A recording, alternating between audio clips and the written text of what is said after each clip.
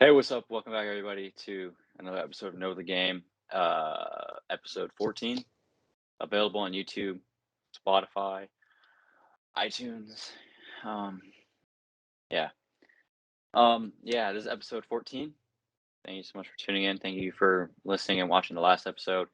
Today, we're going to go over Ben Roethlisberger last season with the Steelers, as well as the NFL draft order, um, uh, some other NFL stuff like Mac Jones and the Patriots, and then over in the MLB, we're going to talk about the lockout that's happening that is sadly affecting all of Major League Baseball.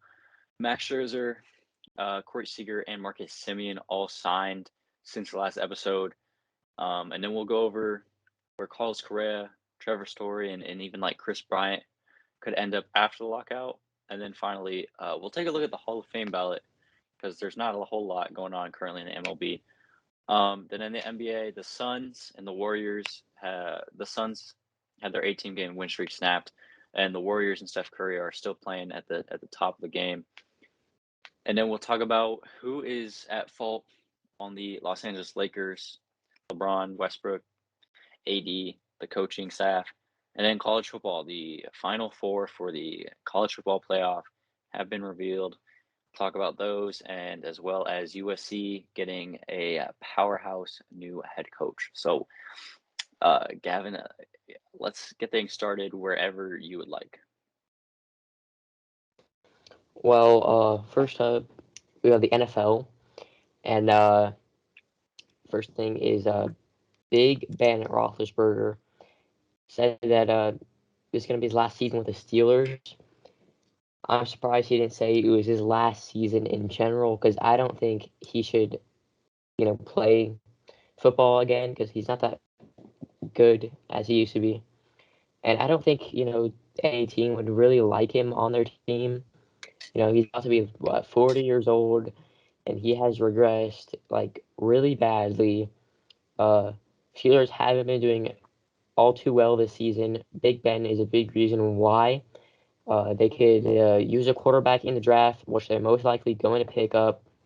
A good fit for them. Uh, I kind of see them signing drafting Kenny Pickett, the quarterback from Pitt. That's just a guy I see them drafting. I don't know why. He just feels like he just looks like he'd be a Steeler. But yeah, Big Ben, last season with the Steelers. Well, it's kind of funny that you say Kenny Pickett is a guy that could get drafted there, considering the fact that he goes to school in Pittsburgh, so he wouldn't have to go that far for his NFL career. And right now, the Steelers are projected the 16th pick, but Ben Roethlisberger, Adam Schefter broke the news that this is probably his last season, but it clearly stated with the Steelers. Ben Roethlisberger, I guess, has all intentions of playing next season, which I do not see happening. You look at his numbers this year, he's completed 64% of his passes and thrown 14 tutties and 6 picks. And the Steelers are 5-5-1. They're last in the AFC North. They have not been a really competitive team this year, considering the fact that last year they were 11-0 through the first 12 weeks of the season, and they won their division. This is really all Ben Roethlisberger. I think the Steelers have a pretty talented roster on defense. They have Minka Fitzpatrick and Devin Bush and T.J. Watt, or not Devin Bush, the Gary guy. Yeah, my bad. But yeah, Bush is on the Steelers. yeah. Oh, he is on the Steelers. Okay, I'm Anyways, and they also have a really good head coach in Mike Tomlin, one of the best head coaches in the game of football. But the thing that's really holding them back is Ben Roethlisberger. And then I don't even know what team would want to give him a shot next season, because there's no way you're gonna give a 40-year-old Ben Roethlisberger a chance at your starting quarterback job. So I don't know what's gonna happen with them or him, but life's crazy. Uh, Another thing in NFL. The Patriots have been speed rushing through a bunch of teams these past 6-7 weeks. and they're looking like they're the first team in the AFC just in general for a reason. Uh, Mac Jones is a big key to that. You know, they drafted him with, I think it was the 15th overall pick in the draft. Uh, uh, you know, it was either Patriots go to 15 or go to 3 to the 49ers. Ended up falling all the way to 15 in the Patriots. Right now, looking like he should have been the first overall pick instead of Trevor Lawrence, but you never know. I mean, the Patriots have been so good these past 6 weeks.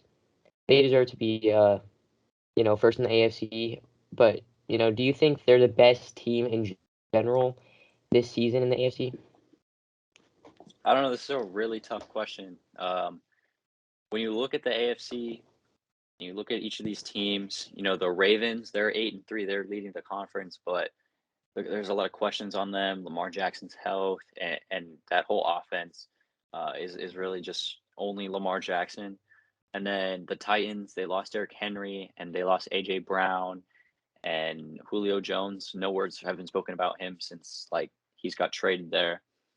Um, and then the Chiefs, who had struggles earlier this season, are figuring it out. I will say I do think the Patriots are the best team in the AFC. I think they have this season probably the best quarterback in the AFC. And all the money they spent in the offseason, all $100+ million has really paid off. Hunter Henry and Johnny Smith has played good, and everybody else that they've brought in Matthew have made Judon. a significant impact on this team.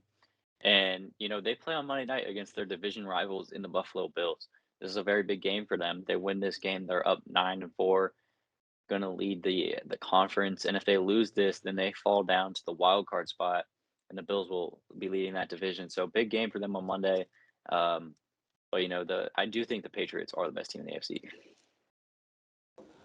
Uh, you know, like you said, the Chiefs, they haven't been good. I don't really see them making it past, the wild card, but they have been picking up. Honestly, I think that the Patriots could be like Super Bowl favorites in the AFC, if not for the Ravens. But moving on we're gonna move on to the MLB, and Rob Manfred is a idiot or just a joke. They're having their first lockout in a very, very long time. We're not going to see any signings for who knows how long. This could go on for weeks, months, years. I mean, this is crazy. How long do you think this is going to last? Well, I hope it ends tomorrow or right now. But to be honest, I don't see this thing ending probably until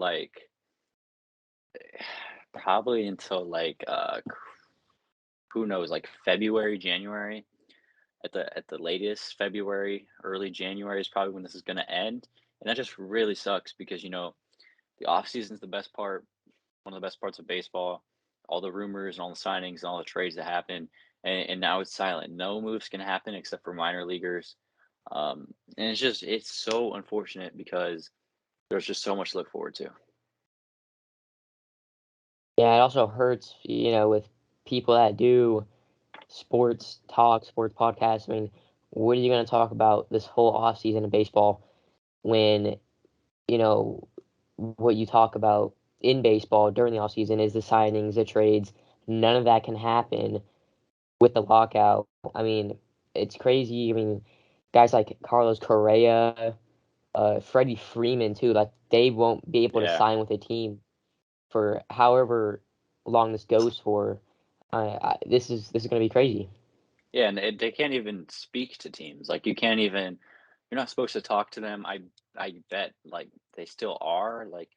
If I'm on a team right now, if I'm Mike Trout, I'm pretty sure I'd be talking to my GM. But you're not supposed to. Um, and something I want to bring up. So the proposals that were thrown out of the CBA, what each party wants. The MLB wants 14 teams in the playoffs, and the PA wants 12. And then they want a bunch of salary stuff. And then there was also this interesting thing that I sent you. Um, about the divisions being realigned as well as the 14-team playoff.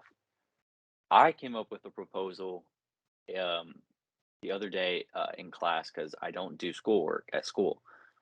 This was a 14-team playoff, and the first seed gets a bye. So pretty much the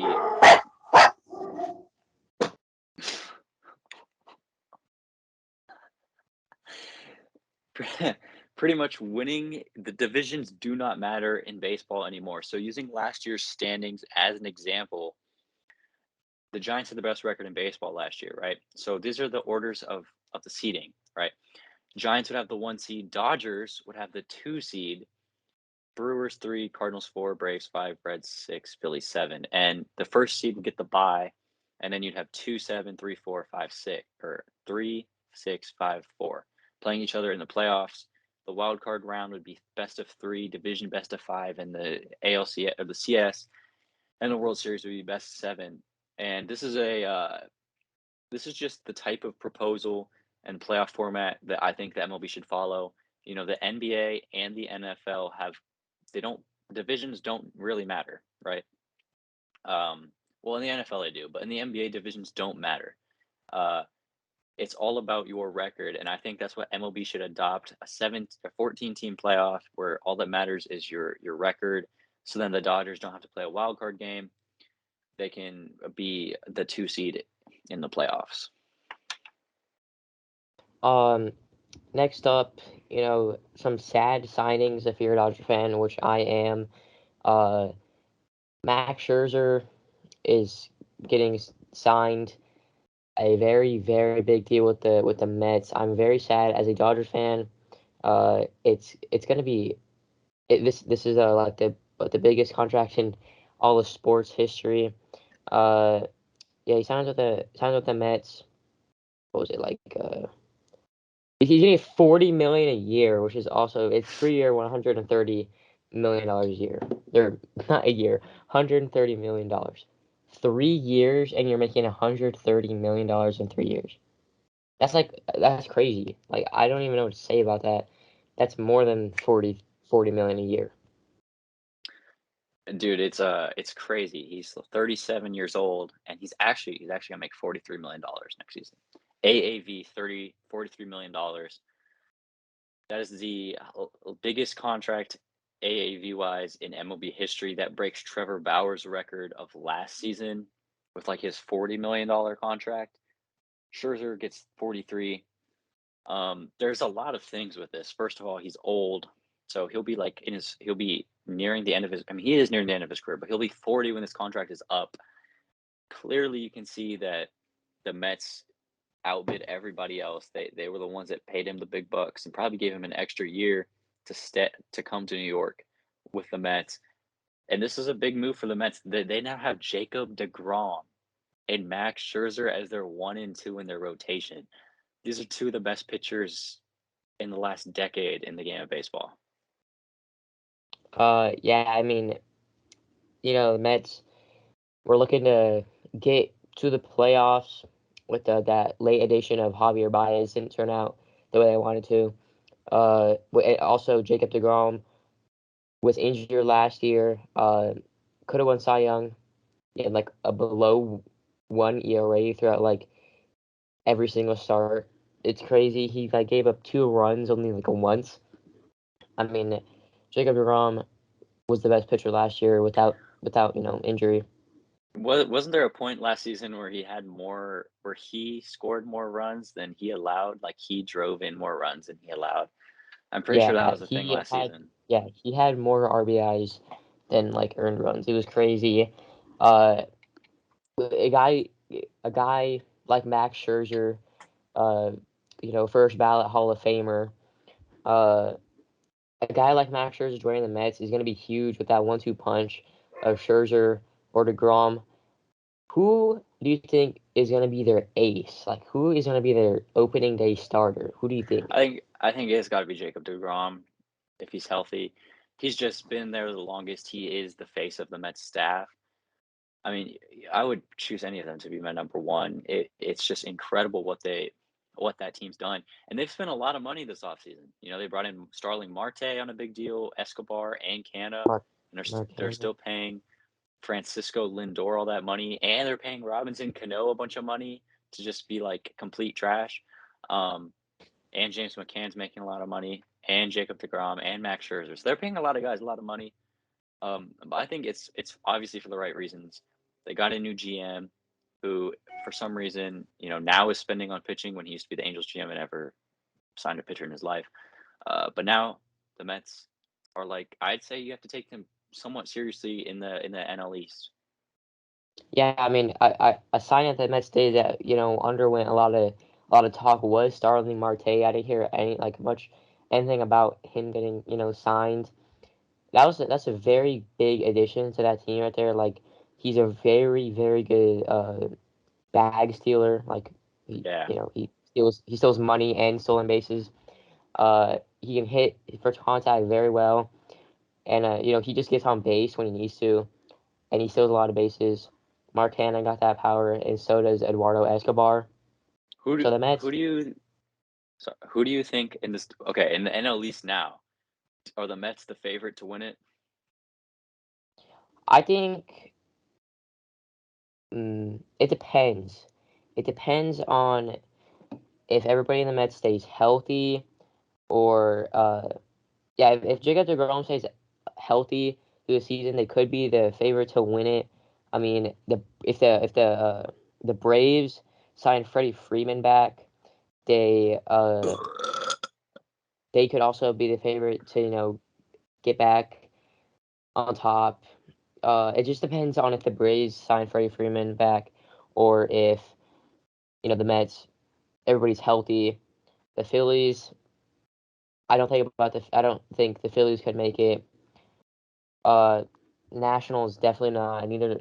Same with the Marlins. No, I mean those two teams suck. But I think the Mets are the favorite to win it right now, just because of how much power they have, that 1-2 punch, and the other position players that they're signing. And free agency isn't done for however long this lockout ends. They can sign. I don't think they'd sign a shortstop, say Francisco Lindor, but still, they can still sign more players when this is all over. Yeah, I'll tell you what. The Mets are probably my favorites right now. And then probably the Braves, but it wouldn't surprise me. A sneaky team to watch out for is definitely the Marlins. They have really young pitching staff, a lot of really young top level prospects there, and they've signed a few bats. Maybe they go out and get a Trevor Story or a Carlos Correa. Uh, but yeah, I do think the Mets are the favorites in this division, and they could still make a few more moves. Maybe sign a pitcher like Rodon or something. Trade for a guy. Uh, the Mets are looking pretty good. Another signing that is sad for a Dodger fan is, oh shoot, I didn't know I'm gonna do that. Is Corey Seager. Yeah. Corey Seager. Corey Seager signed a 10-year, $325 million contract with the Rangers. It's very, very sad. Very, very, very sad. Corey Seager, he is he was the World Series MVP and the Dodgers won. He is very good in MLB The Show.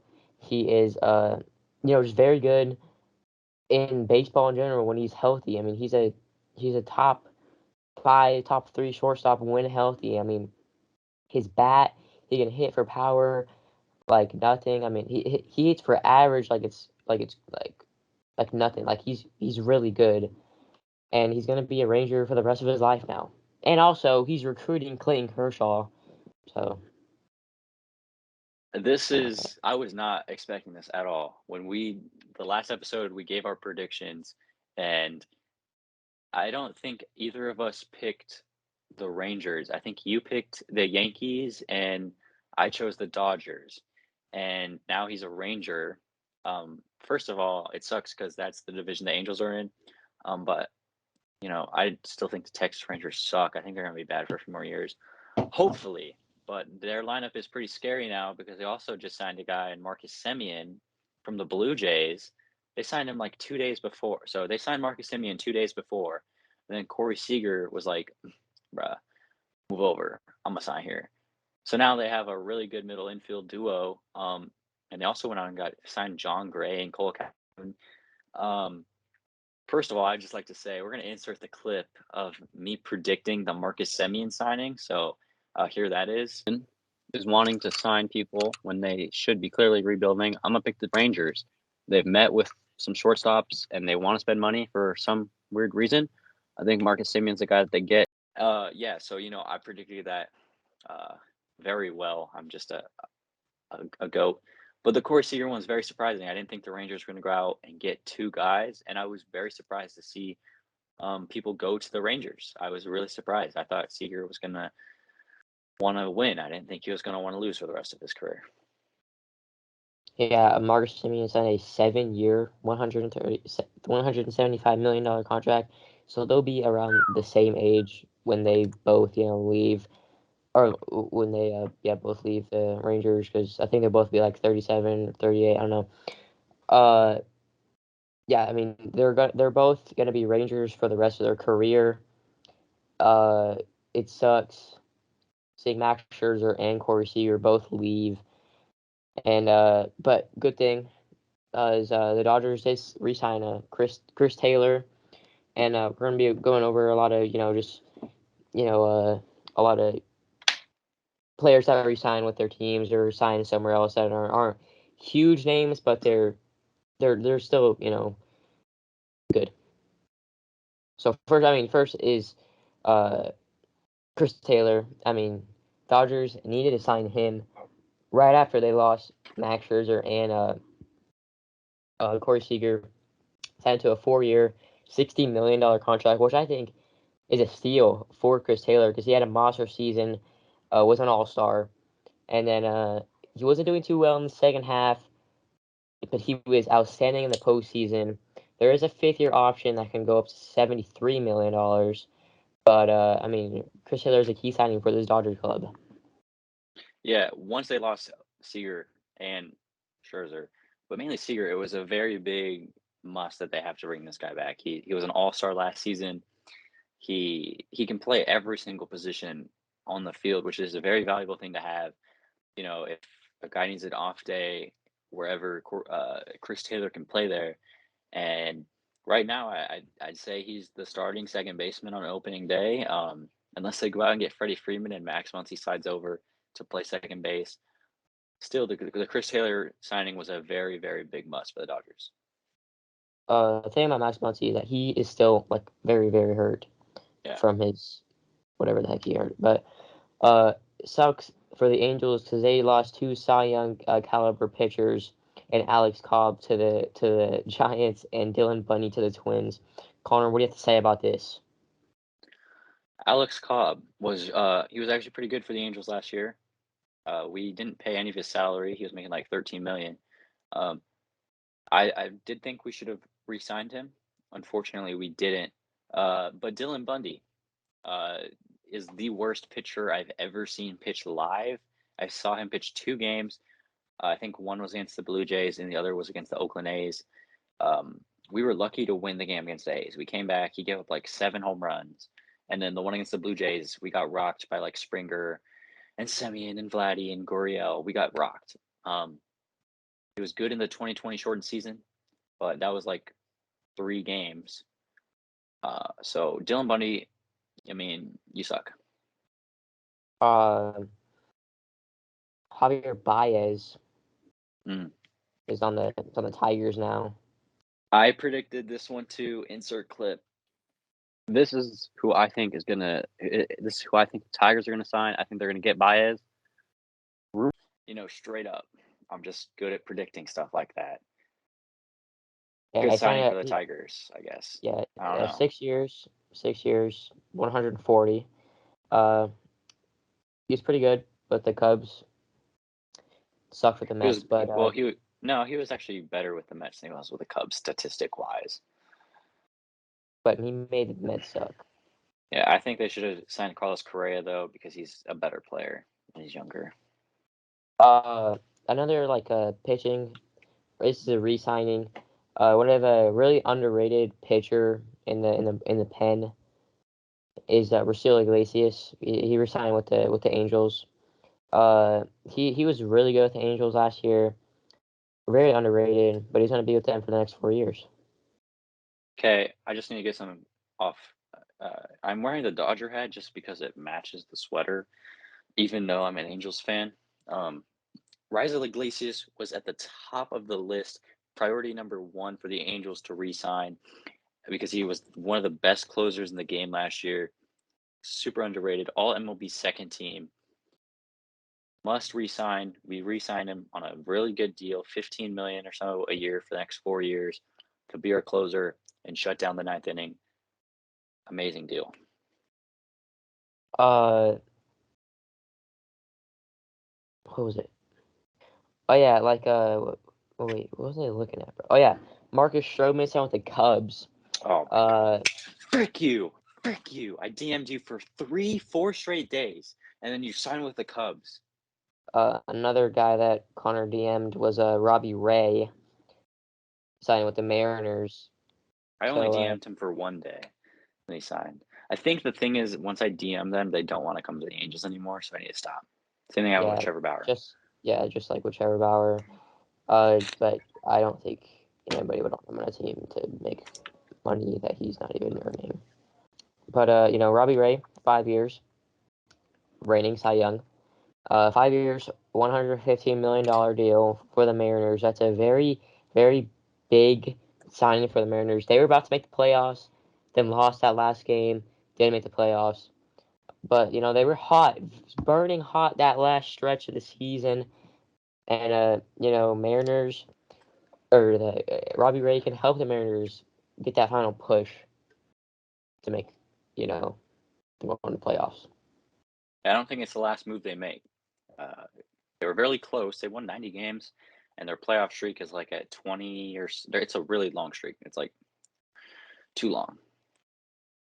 I mean, honestly, I thought this guy was going to retire at the end of this year. Is Rich Hill signed a 1-year deal with the Red Sox. This is probably going to be his last season because he's from the Boston area and he signed with the Boston Red Sox. I think it's going to be his last season.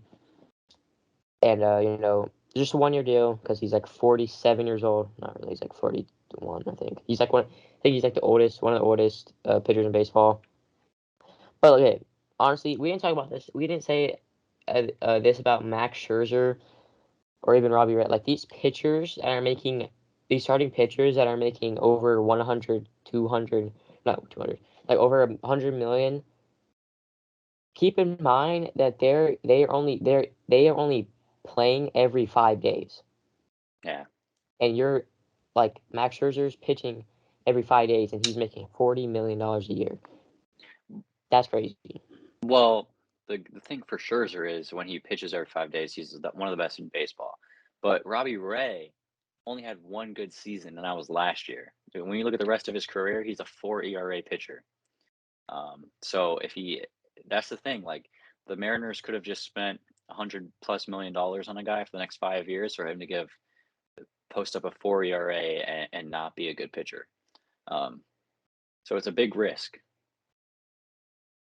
I think this is going to be our last one right here. Who? Oh, this guy right here. Let's talk about Mark Melanson because he has one of the sickest walkout songs and intros like ever when he comes out of the bullpen. He was very good with the Padres, very underrated. Also, same thing, just like Rocio Iglesias. He's gonna go to the Diamondbacks for the next 2 seasons. He had that was his first All-Star appearance since 2016. He was very good, and I like Mark Melanson now just because of when he walks out. It's crazy. He probably is going to get traded.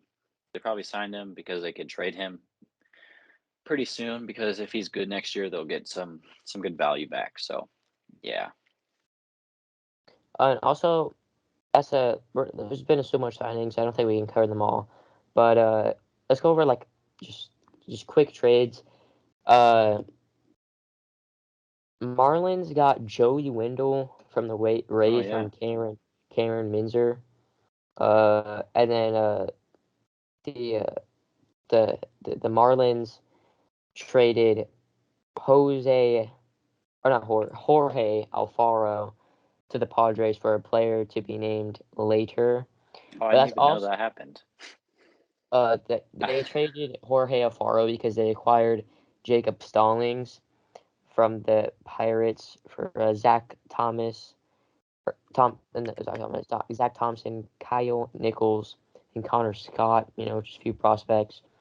And then this one was very, very weird to me. Red Sox got Jackie Bradley Jr., David Hamilton, and Alex Beanols. I don't even know how to say that. And the Brewers got Hunter Renfroe. This was a pretty weird. Jackie Bradley Jr. is making some money that he shouldn't be making because he's not that good.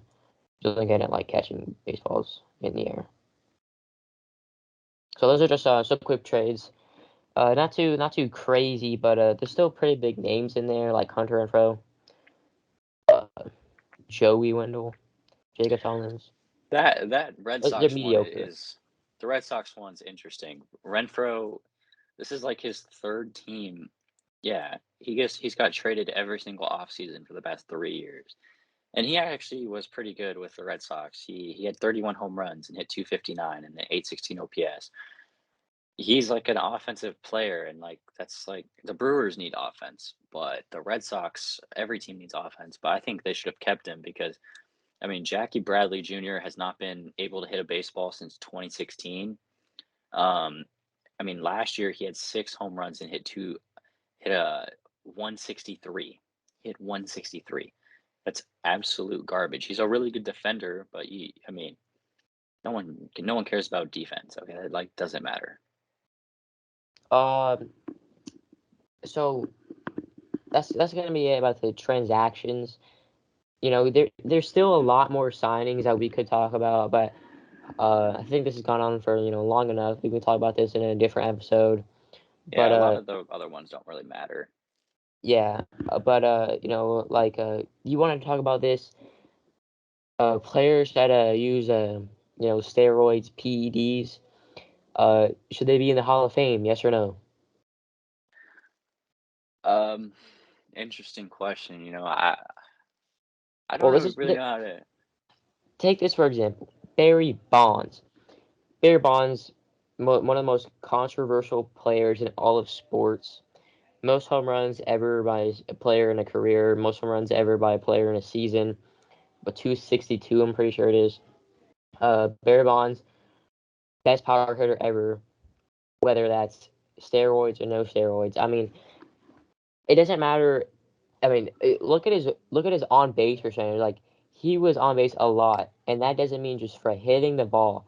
That means drawing walks. I mean, drawing walks is a hard thing to do in baseball. Like even hitting a baseball, like steroids don't give you power to straight up just hit the ball as soon as it just comes by you. That's your choice. I mean, like you hit the ball yourself.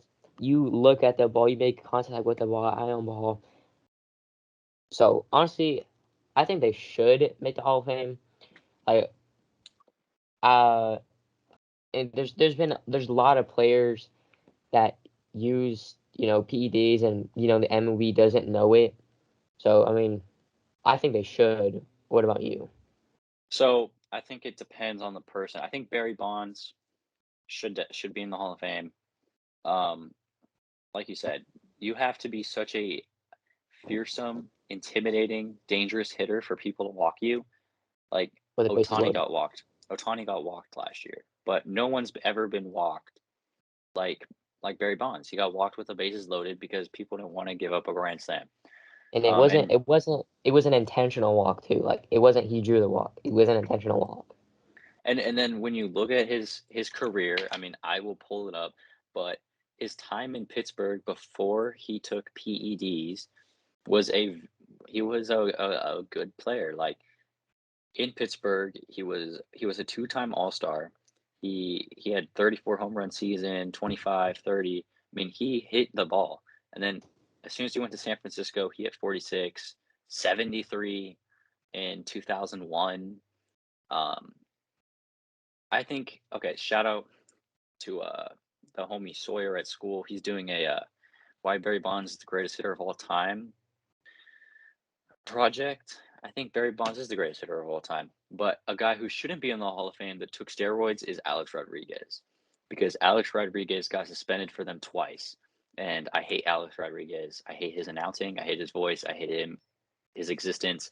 I hate his baseball career. I hate Alex Rodriguez. Alex Rodriguez, if you're listening to this, I hate you. Okay, you are disgrace to the game of baseball. You cheated so much. Yes. Oh, also Roger Clemens should get in the Hall of Fame. Roger Clemens, even though if he took steroids, I think him as a pitcher was good enough to get into the Hall of Fame. You think Robinson Cano would make it? No, because he got suspended. I think if you get suspended for steroids, you shouldn't be in the Hall of Fame. Speaking of the Hall of Fame, though, dude, you were frozen for so long. Frozen, bro. I was like, what the heck? Bro, you have been lagging this like whole time. Like it's been crazy. Yeah, I got kicked from the PlayStation party. At the start of the episode, bro, you were lagging like crazy. Hopefully, it doesn't look bad. Okay, let's just move on. Okay. Frick, bro, is it still lagging? Okay, let's move on to the next thing, the NBA. Yeah, the Warriors, they snapped the Suns' 18-game win streak. The Suns have been playing phenomenally for the past 18 games, and the Warriors have been playing phenomenally this whole season. I mean, they probably have the MVP favorite in Stephen Curry. Suns lost to the Warriors because Steph Curry exists. I mean, the Warriors have been probably the best team in football basketball. In basketball, this whole season, they've been the best team in football. No, I'm just kidding. Baseball. I'm just kidding. Basketball. This whole season, beating the Suns has been, or it's showing the whole NBA world that Warriors are no joke. And keep in mind, they don't even have Klay Thompson. Klay Thompson, he's not going to be playing for the Warriors for however long he's supposed to be out for. I mean, I always see stuff about Klay Thompson is shooting in full uniform. Like, bro, don't give me news. Don't give me news about Klay Thompson unless he's playing in a game. For real. Okay? That's all I see. Oh, the Warriors joked. The Warriors joked about Klay Thompson not making the 75 team. He's wearing a 77 jersey in team practice, bro. Does it look like I care? Yeah, I like Klay Thompson. He's a really cool dude. Don't give me news about him unless he's gonna play at NBA we do basketball. Not care. Exactly. Insert clip of Mike Tomlin saying, "We do not care." We do not care.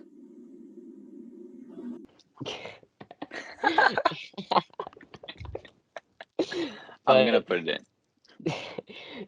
I mean, all I see, I swear to you, I've seen Klay Thompson shooting in full uniform, pregame, halftime, whatever, about 3 times.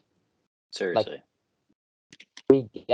Honestly, at this point, if you're gonna be shooting like how you're doing, just play already. I don't even know what the matter is.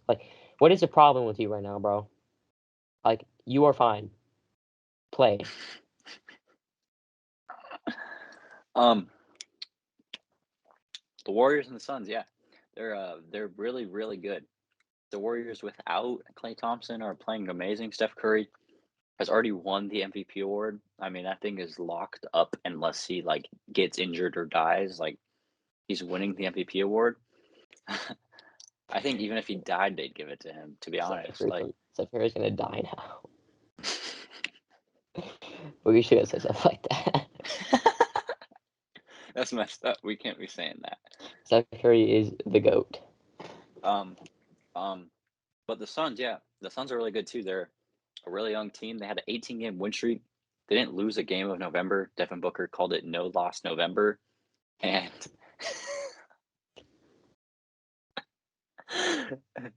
and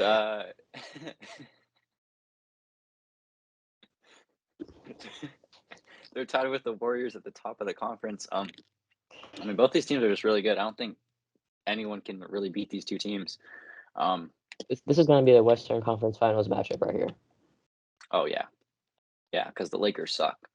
Speaking of the Lakers, who is at fault for the Lakers, in your opinion? Well, a lot of blame for these type of situations is always on the coaching staff. I don't really think it's Frank Vogel's fault. I think it's just injuries that have held the Lakers to, LeBron not playing games. I mean, he's been he's had some issue. He's had some issue. He's had some issues this year. One of the I issues get that. Wait, were you coughing because he has COVID? No, I was Oh. actually coughing. But yeah, COVID and hitting people in the face with elbows, and grabbing your balls while hitting a three. But LeBron, LeBron, being out for the Lakers was probably the biggest thing because a team that LeBron is on can't win without LeBron. It's just Facts. it's proved. It's been proved. Uh, guys like Trevor Ariza, that's been injured this whole season. Taylor Horton Tucker that's been injured basically this whole season. Didn't get his season debut till a couple weeks ago. Kent Bazemore, I'm pretty sure he hasn't played. I never really see Wayne Ellington play a lot. I mean, also, the thing is with the Lakers is that they get bullied a lot in the paint. They don't play centers unless it's the starting lineup. Like what they do is they put DeAndre Jordan or Dwight Howard in the starting lineup, and then the next substitution or the next quarter, however much time they do it, they put AD at center and then LeBron at power forward. So it's like a small ball lineup, which I don't think is a good idea. I think you need a true center in there, whether it's Dwight Howard, DeAndre Jordan. I think they're gonna need some lineup changes. I don't think it's the coaching staff at all. Maybe it's a little bit in there. I mean, there's times where they lost to very mediocre teams, like the Kings, and I don't remember, but they're losing to mediocre teams, and they're not like the other day. I was watching Laker game against the Clippers. We had so much opportunities to score the basketball to win it. If you take the lead, like Anthony Davis was at the free throw line twice. He was at the free throw line twice, down two. Each time they were down by two late in the fourth quarter, he missed one free throw every single time. Bruh. Like we could have tied the game. And when the Clippers would miss a shot, the Lakers would miss a shot. It's just not going well with the Lakers. I think at best they'd be in the play-in tournament at best. Yeah. It'd be like the same as last year, play-in tournament. I think Anthony Davis, if he's gonna play center, he needs to be more physical. He's supposed to be one of the best defensive players in the game, and he's just not playing like he should play. I don't know what the problem is. I don't know if it's because he's literally made of like glass and he gets injured all the Yeah, time. if Anthony Davis were to play physical, he'd be injured every single game. True.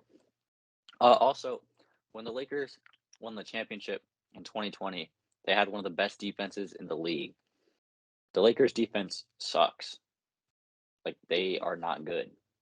And then what always annoys me, which is why I rarely watch Laker games anymore, is because the shooting. Like, anytime they shoot a ball, it never goes in the basket. Like, they just can't hit their shots. Carmelo What Anthony's been a bothers really good acquisition, but I just think the rest of the team doesn't know how to play basketball together. what bothers me is when the Lakers are in a groove. I mean, I kind of would get this, but like Russell Westbrook just dribbles up the ball, few dribbles past half court, and he just pulls up from three. Like, bro, you can't shoot beyond the perimeter. I mean, not beyond the perimeter, beyond like the paint. You can't shoot beyond the paint, bro. Like, Yeah. stop shooting 3-pointers from the logo. It's not from the logo, but it's still like you're shooting 3-pointers that be made by anybody else, but you can't make them. So just stop shooting. Yeah. I mean, same thing. Also, I was talking about this with Anthony Davis. Like, we don't know how to shoot the free throw. Like, we suck at free throws. Seriously.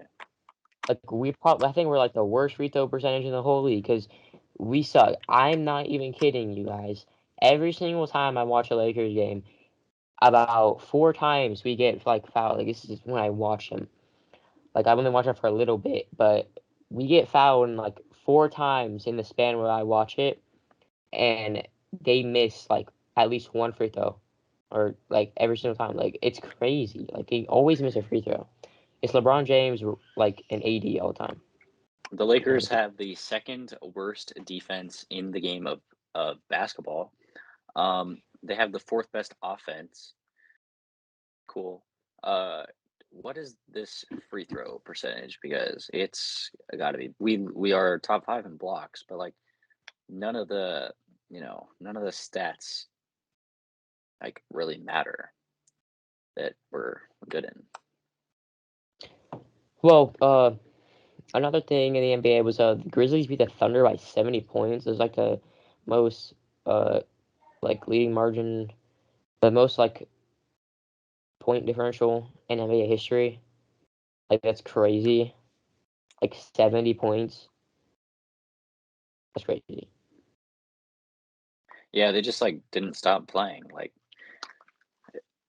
I mean, everybody contributed. Yeah.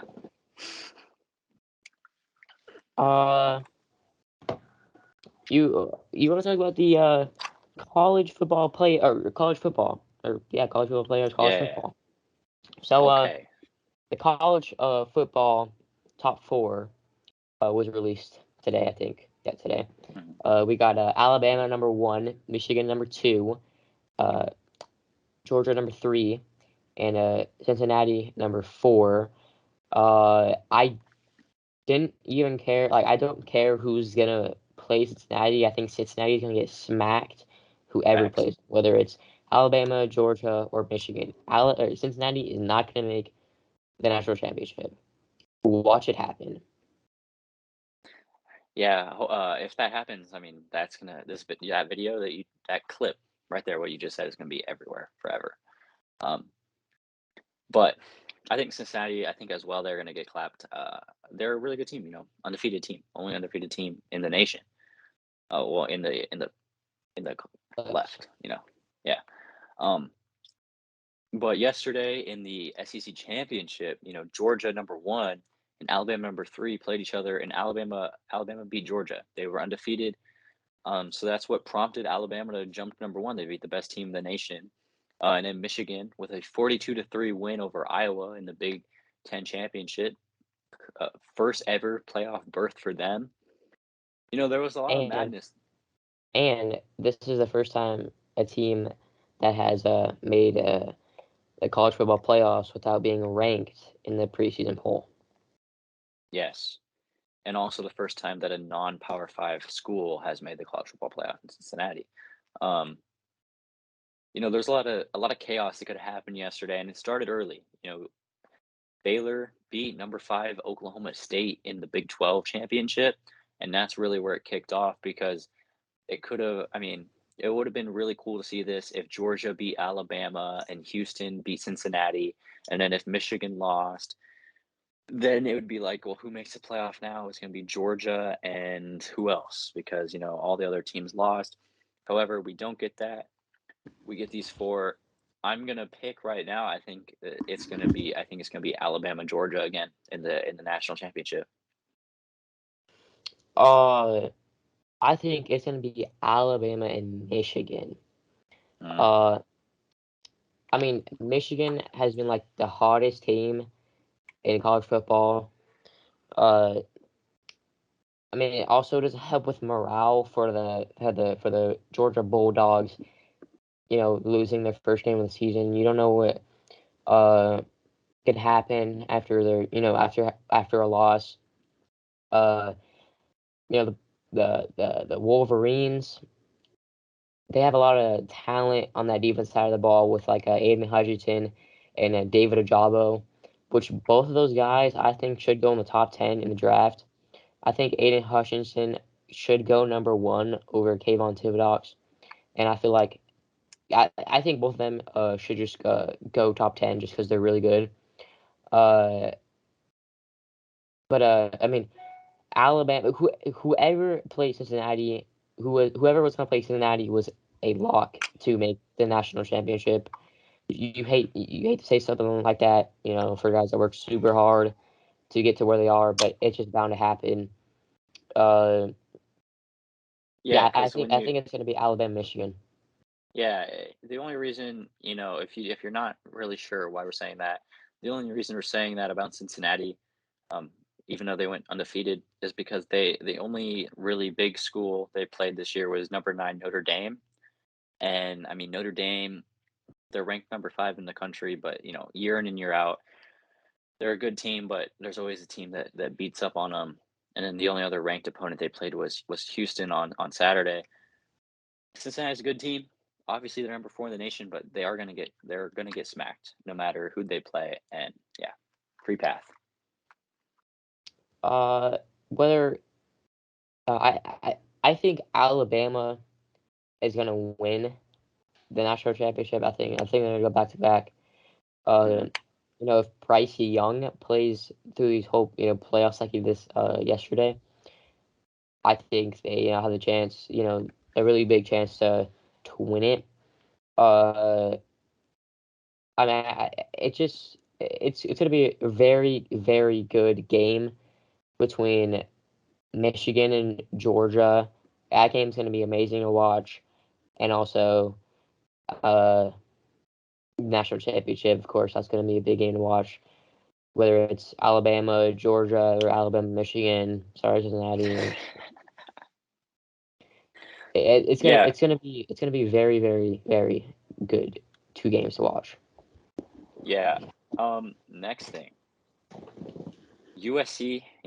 Earlier this year they fired their head coach. Who was our head coach? Who even cares, bro? He doesn't matter because welcome from Lincoln Riley. Lincoln Riley.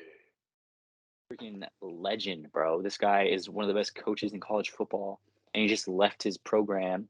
That's a really good football school. To go to a trash team. To go to a trash team, right? But it's USC. And we're about to be national champions in 2023. We're going back to our glory days, baby. Like, we're getting recruits left and right. Okay? Seriously. Yeah, we're losing some recruits, but we're losing 3, 4-star recruits, bro. Who wouldn't want 5-star recruits? 5-star recruit like Malachi Nelson. 5-star recruit, quarterback, Malachi Nelson, bro. I'm pretty sure he goes to I'm not sure about this. He says, California, and his jersey say Los Al, so I'm pretty sure he goes to Los Alamitos. Could be wrong, don't know, but yeah, I think so. Yeah. He was a Oklahoma commit. Gone. He's not there anymore because of Lincoln Riley. And he also brought a few of his teammates with us too. Don't even know their names. I mean, I don't really care. But, I mean, I would care in like a couple years because they're going to be good in a couple years. Bro, this is so. I was saying this last night to Gavin. A lot of guys have been decommitting from USC since Lincoln Riley signed, but they're 3 and 4-star recruits. The number 2 quarterback, who Gavin just said, Malachi Nelson. Number 2, who is he behind in the class of 2023? Arch Manning. Overrated, bro. Who is like I think he's a good player, but Malachi Nelson, the number 2 quarterback, and then who's committed to Oklahoma, and then guess who else we stole? Ex-Sooners running back 5-star commit Raleek Brown just committed to USC. Yeah. And then we also Next Reggie Bush. We also just got wide receiver, the number 22 overall recruit in the class of 2022, Makai Lemon, from Oklahoma to USC. So we're just taking all of Oklahoma's recruits and bringing them here to SC Trojans fight on national champs 2023. Just let you get. When I said Arch Manning was trash, I was joking. Like I wasn't serious when I said he was overrated. Yeah, but I mean, honestly, do you see the players that he plays against? Like they look like they don't even know what they're doing. Anyways. Yeah, they do look like pretty bad. This is huge for the Trojans. They're gonna be good for years. Yeah, it's very huge. USC went 4-8 last year. For this past season, they have not been good in a very long time. They're always a ranked team. They're always ranked like 21 coming into the college football season, and then they like lose a game to like, let's see, they lost to like Oregon State and Stanford, and then that's when their season's over. Next year's our year, baby. And then another head coach in college football that left was Notre Dame former head coach Brian Kelly.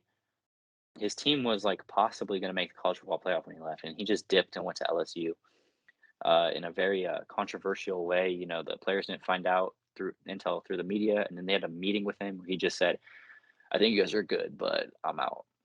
I don't really think you have a whole lot to say about this guy. Neither do I, because to be honest, I don't care. Yeah, it's yeah.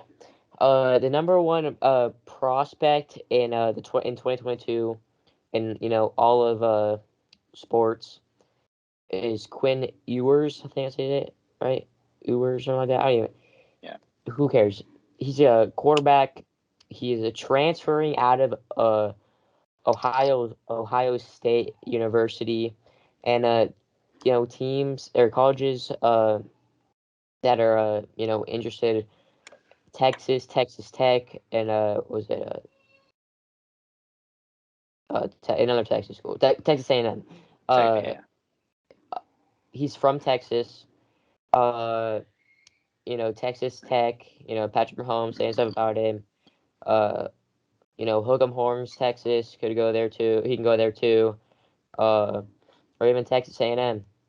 But I mean, I think he should go to. I think it'd be better for him to go to Texas Tech. Be like, yo, you come here. Teams will like him just because Patrick Mahomes went there. Be like, oh, another quarterback from Texas Tech. Remember Patrick Mahomes? Yeah, he was good. This guy is really good, and he goes to Texas Tech. Let's get him. Yeah, this guy, he actually reclassified. He was in the 2020. He was supposed to be a senior this year in high school, and he reclassified, and he didn't play. He didn't play this past season at Ohio State because he was a freshman, and he just wanted money. And CJ Stroud, the quarterback there, was like good. He got banked, bro. Like when I tell you he got banked, so he was supposed to be a senior this year in high school. Now it was, do you want to get paid $3 million and go to college instead of your senior year, or do you want to stay your senior year of high school and don't play and don't get any money? he chose go to college, get $3 million, and then he played like no snaps at all with Ohio State, and he got like $3 million. You just stole bank from a lot of people for absolutely doing nothing, and then leaving that school, and then going back to your home state, and then going to a different school. That is crazy. Like, I need Quinn I don't even want to say his last name. Who even cares? But he needs to be taught in like a bunch of classes. Like, he needs to be taught in a bunch of classes. Be just like him. Steal money from this dude. Like, just like how this dude did it. Because he got a lot of money. Yes. If you don't know who he has a mullet, bleach mullet, and he looks freaking sick. But he is a really, really good prospect. He's one of the highest ranked quarterback prospects in Trevor Lawrence. I think he's going to end up going to like Texas A&M. They were ranked 25 and had a pretty good season last year. But yeah, I mean, he's going to go to school in Texas, and he's a really, really, really good quarterback. Leaving because C.J. Stroud at Ohio State's a really good one as well. All right, final thing, another ranking. Today we're going to be doing the top 5 things that can happen at school that make the day good. Pretty much like something that happens at school that like just makes the day like really, really good, So what is your number 5? My number 5 is a free day. Just like when you're in class, you just had a test in a different class, in the class before that, and then your teacher, it's usually your school teacher, you earned a free day, or they're like, yo, you guys want to have a free day, and you're like, sure, and they gave you free days, but you do nothing but do stuff on your phone and do stuff with For other me, kids. I have going home early. I think that's one of the best things that can ever happen. Your mom, you get that phone call in class, and then it's, okay, I'll tell him, Connor, you're going home. The best thing ever. It's just like you get to leave early.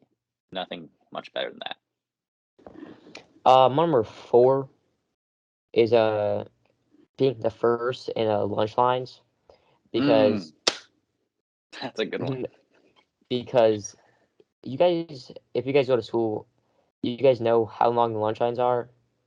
They are crazy long, and I don't get lunch until like 5 minutes until class, or until lunch ends. I don't wait in the lines. I just wait for the lines to get short. But the lunch lines are super long, and if you're first in lunch line, congrats, bro. You are amazing. Yeah. The lunch lines at my school, you got the actual line, and then you got everyone else like me that just like cuts the front. So everyone behind is a freaking loser. Number 4, I have sub doesn't care what you do, or like when you have a sub and they just say do whatever you want. Like, I don't really care. It's just really cool because like your teacher's not there, so you don't have to do work, and then the sub's not there, so they don't make you do the work. Just like a free period in a sense. Do whatever you want. My number 3 is a cool sub. I had a cool sub my 6th grade year in my social studies and language arts class. They were the same class, but I had a sub that whole year because my teacher had a baby. Yeah, he was a really cool sub. We found his YouTube channel. We found his What YouTube the heck? No channel. way. Yeah, we found his YouTube channel. He's like he's really cool. Number 3, when the school lunch is good. I don't know about your school, but my school's school lunch is trash. They got a little whiteboard that shows the menu, and some days there'll be a lot of good stuff. There'll be like chicken, pizza, all Bro, this crazy stuff. my school, we have the same thing. Like, we get to choose. Like, we have everything, like, for the same day of the week. But, like, we get to choose. Like, there's pizza, salad, and other stuff. Mm. Yeah, well, like my Bunch of school, they chips. have like a few like they have a bunch of stuff like the cup noodle and quesadillas or whatever. But then they also have like they have pizza every day. But then there's some days where it's like pizza and mac and cheese and that's it. But then there's some days where it's like pizza, chicken, hamburger, hot dog, all this crazy stuff. Even though the school lunch food there is trash, just in general, when the school food is good. My number one is getting picked up early Oh wait, number two. unexpectedly. Number two. Oh, We're at well, number that's two. my number one. My number two Okay. is getting that person, being the only person to get 100% on a test. Oh, I had dang. this happen to me this year in math class, bro. Not this year in math class. 6th grade in math class, bro. That was crazy, bro. I was the only one to get 100% on a test, and Miss Villamere, a math teacher, was like, bro, Gavin was the only one to get 100% on the test. Praise him. Get on your knees and clap for him right now. And so they did. Number two is when the test gets canceled. You know, when you have to stay all. I don't ever study. I mean, sometimes I'll look at something for like 2 minutes, but I don't study. Um, and sometimes that pays off and sometimes it doesn't. But the worst thing is when you're stressing over a test, especially when you don't know what it's on. But then the relief of the teacher saying, "Guys, I moved the test to next week. I didn't think you guys were prepared, or like I didn't feel like giving out a test today." Best feeling, one of the best feelings you could ever have at school. Well, my number one, I already said it, is getting picked up early, but not just getting picked up early, getting picked up early unexpectedly. Like when you Yeah. don't know you're getting picked up early. Like it's the best thing ever. Because when the teacher picks up the phone, everybody's like, oh, this is me, I'm going home early. No. I mean, you're getting picked up early, but your mom, dad doesn't care. Be like, they don't even care to tell you, bro, you're getting picked up early today. You just get picked up early, especially right before a test. When you get picked up early right before a test, but then you have to take it like the following day you're out of school, whatever, it doesn't matter. You got picked up early that day. Yeah, I will Unexpected. say I think the last time I got picked up early from school unexpectedly was like kindergarten, and then my dad like had a broken hip. Um, so yeah, my number one is when you watch a movie in class. Now there's specifics to this. It can't be like some stupid movie and you can't take notes on it. When the teacher just says, "We're just gonna watch a movie today." I remember in biology, we watched this movie Osmosis Jones. Osmosis Jones, really good movie. Um, Even like back in elementary school, when it'd be like Polar Express Day, just watching a movie instead of doing class is like the best thing ever. So the honor, or I'm gonna do an honorable mention after this, but there's this class at my school. It's basically math, but as an elective. It's really The heck? weird. But like they don't do math. They watch SpongeBob. Oh, what? They watch SpongeBob. Like they don't really do math. Like it's weird because like they get their teacher. His name is Mr. Marsala, and he gets like a telescope and he like looks through looks at the moon and you have to like tell how big the moon is, like not by the telescope, but how big the moon is, like how it actually is. It's weird. But they watch SpongeBob. Like they can watch full episodes of SpongeBob because their teacher is a huge SpongeBob fan. It's really cool. But I have a football class that I do, so I don't have that.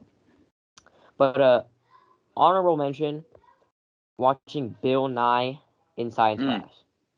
yeah, I Bill should have just Nye, made that.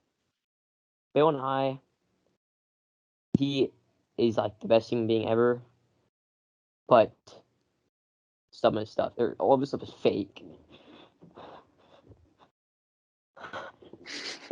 But when you watch Bill Nye in science class, the only thing that sucks about this is that when your teacher has have you taking notes about the video, like bro, I'm just trying to watch the video, I'm not taking notes about it.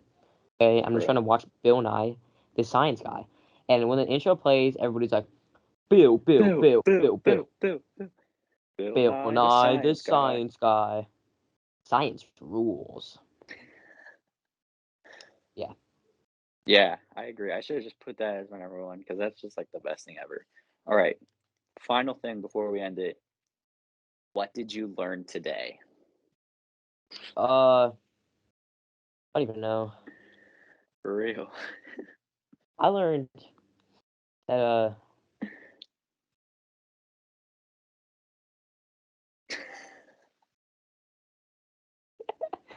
bro. Oh, you know what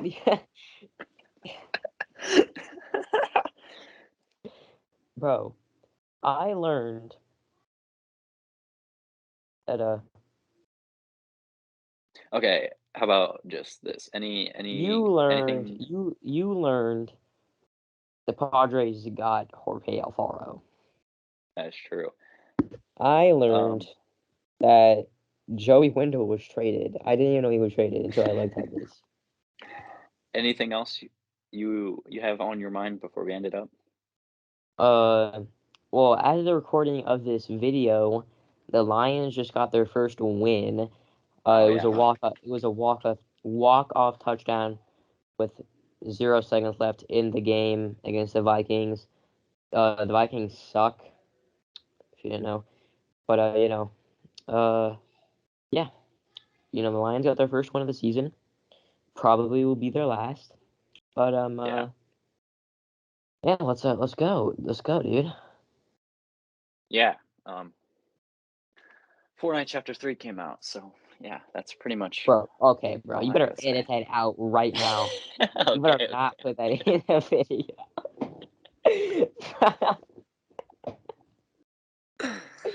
Oh my God. I played Gavin in Diamond Dynasty, and I got mercy ruled.